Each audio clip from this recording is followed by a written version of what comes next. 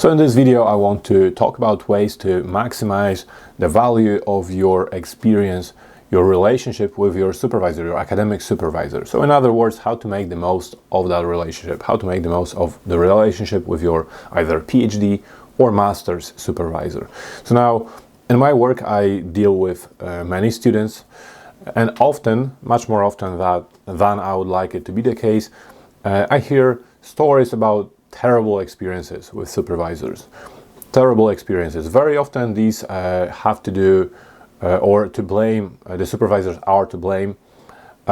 Sometimes the students are to blame, and almost every time some sort of miscommunication, serious miscommunication is to blame. So here I think the kind of advice, I guarantee you that the kind of advice that I outlined in this video will help you either improve the existing relationship with your supervisor if you've already started your journey, your academic journey, or establish a healthy, professional and effective relationship with your supervisor, which is absolutely crucial and essential if you're about to embark on that academic journey. So advice number one actually has two pieces of advice, and it is a very brief advice before we get to the main one.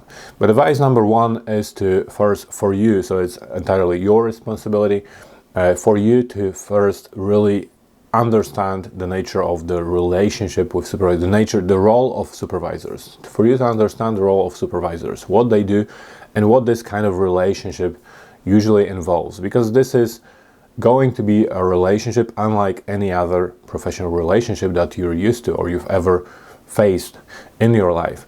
Your supervisor is definitely not a teacher, so it's not like the supervisor will just give you things to read and study and will guide you all the way through your study. There is no the nature of collaboration and communication in this new relationship is completely different, unlike the mostly one-way communication that takes place between students and their teachers. The supervisor is definitely not a boss, so also the relationship is quite different. So like I said, it's your responsibility. I'm sure you already know that, but if you don't, to read a little bit at least about what a supervisor needs to do. And to help you with that, I also posted on my Facebook a code of practice for what supervisors are usually expected or should be expected and required to do. So go to my Facebook page and use the search button to find that post. There's a code of practice that will help you, but in this video I will come back to this topic because that's something I will mainly focus on that code of practice. And the second thing that's also entirely your responsibility is to research this particular supervisor very well, to understand his or her work style and supervising style, how much he or she supervises, how much he or she is involved, how much they expect from students, how often they like to meet their students. So there are completely different styles between different academics, and again, it is your responsibility, if you are at that stage where you still have the luxury of choosing your supervisors, to research them properly. Again, I won't go into much detail of this point because I have a whole video about choosing your supervisor, so how to choose your supervisor. Now I really want to turn to what is, in my opinion, the most important, the most useful advice that is guaranteed to really improve or establish a good relationship with your supervisor. So the advice I want to focus on is about establishing that code of practice. Now, whether it's an official contract, which is possible, or a verbal agreement, it's up to you. It's up to you and the supervisor and the university. Some universities do have this official code of practice thing where you sign it and the supervisor sign it, which is great. And this is, I would say, a perfect scenario. If this is not the case, then it should be your responsibility to meet your supervisor only with that purpose in mind. So so apart from your study and other discussions, just have a meeting during which you establish all these rules.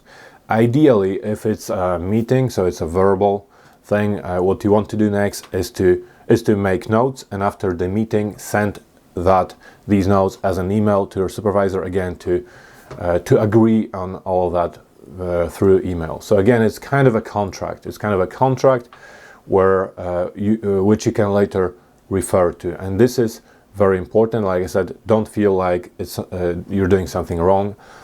You're expecting too much from your supervisor. It's not too much. It's what needs to happen.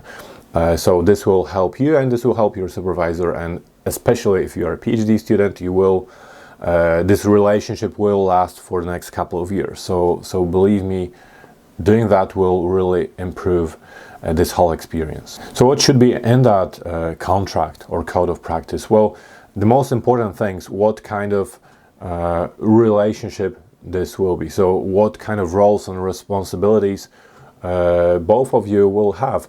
It's very important to start on a positive note, basically, and to make sure that you understand each other well, understand each other's expectations especially. So what kind of support do you expect? What kind of support does the supervisor offer? How much support? What is your style? What kind of feedback you feel comfortable with? What kind of feedback you can expect to receive from the supervisor?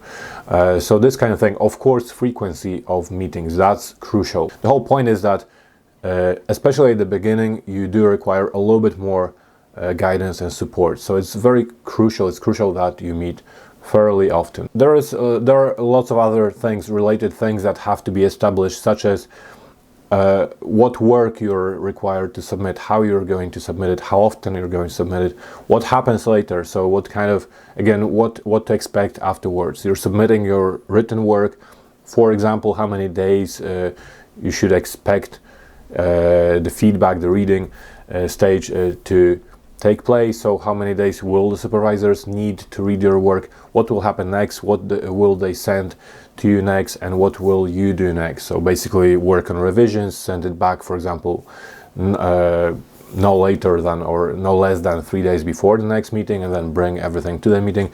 Again, all of this needs to be discussed and established, and this is crucial because this is going to be your next 3 or 5 years. So this is going to be the routine, the main routine of your life in the next 3 or 4 or 5 years or more. So again, it's very important that everybody is clear about that routine. There are other things that you can discuss, such as your goals and aspirations, your milestones, what you hope to achieve, when, how to get to the finish line in general. You should be very open and honest about also other aspects of your life that may potentially influence the whole process. So again, whether it's professional life, family life, all of it needs to be discussed up front. Any professional development opportunities, any requirements as to seminars, workshops, conferences, presentations, any kind of involvement, again, this needs to be clear. Remember, again, as I said before, I do have that code of practice that I'll post on Facebook, so feel free to read these rules. This will help you. This is not just for you to kind of force it onto your supervisor, it's just for you to kind of understand also what to expect, because you may be in for a big surprise if you, for example, only plan your 3 years according to what you'll write and when, but then you start to realize that your supervisor kind of wants you to, for example, organize a conference or present.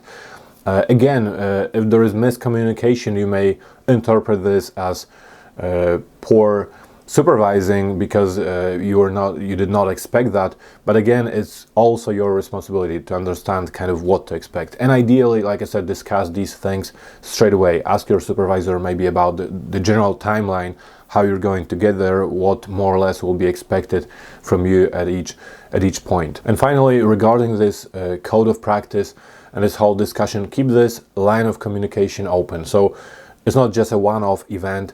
It's important to establish that healthy communication throughout. So whenever something happens and breaks down, this communication and the relationship starts to break down, again, it's crucial that you feel comfortable and confident enough to bring that up and to discuss that. Again, rather than be angry at each other, it's not going to help.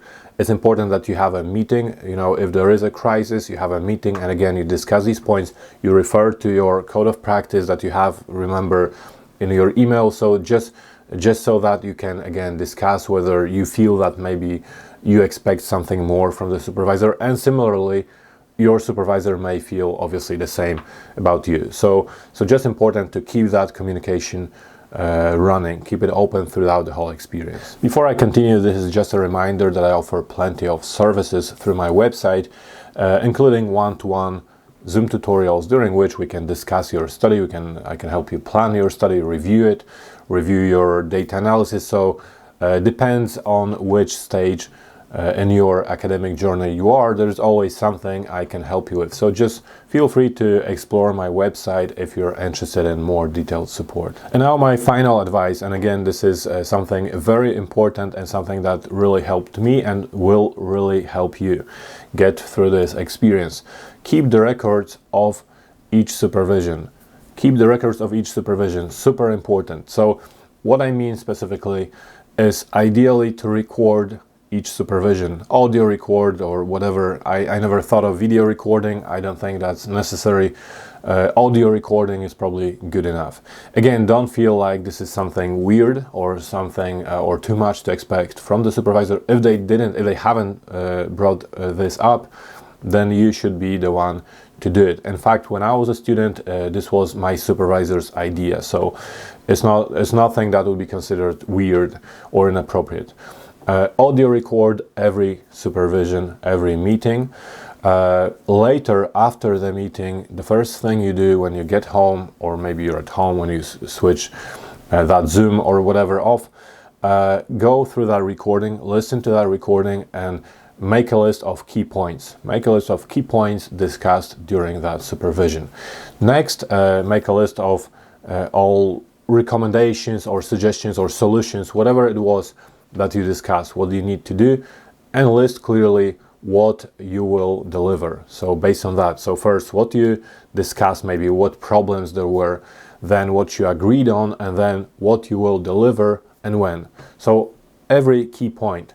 So again, for example, we agreed that I will review my methodology section, or I'll read about interviews as a method, and I'll write a section about interviews. I will send that section by the 15th of October and receive feedback back by the 25th or the 20th of October. So everything is there. It's again very similar to that contract that I mentioned, but it's kind of an ongoing thing. This takes place after each supervision. This is very important. This is not a method, kind of a sneaky way of finding evidence against your supervisors or anything like that if something goes wrong. It's just there to help you and help your supervisors organize work, to make it very clear what you agreed on, to make everybody involved to remember what was agreed on, what you have to do, what their responsibilities are. So again, when they will send the feedback back and everything, every single decision involved. And it's important to do this every single time, every single meeting. It's also a very effective way to monitor your progress. So remember to do this. If I had to choose one thing that really helped me, or one technique or activity, in addition to obviously the whole notion of good communication with your and healthy relationship and all that, this would be it. So recording these meetings, creating these notes, sending them to my supervisors, that's the single most important and most effective thing that helped me in my PhD. So this is it. I hope that you learned something new. If you did, please like the video to help others find it. And I hope that implementing this advice will help you improve or establish a good relationship with your supervisors.